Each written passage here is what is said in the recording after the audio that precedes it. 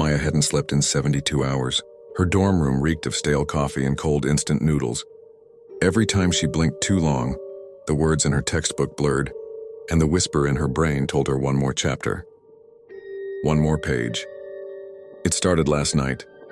At first she thought it was just her imagination, the shape standing at the far corner of her room, darker than the shadows themselves. When she snapped her head up from her desk, it was gone. But when she looked back at the page, she swore she could feel it watching. By the second night, there were more.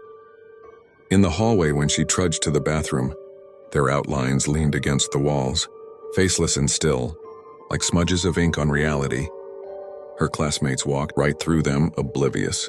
Maya hugged her books tighter and hurried by. Now, on the third night, the air in her dorm felt heavier. She set her pen down and rubbed her eyes.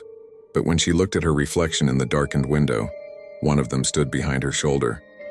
Tall, hollow, breathing. Maya spun around. The room was empty. Her chest tightened.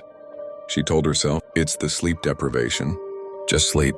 But when she reached for the light switch, the shadows in the corners rippled, and she heard bare feet shuffling on the floor behind her. Heart pounding, she ran out into the hallway. The lights flickered, buzzing above her.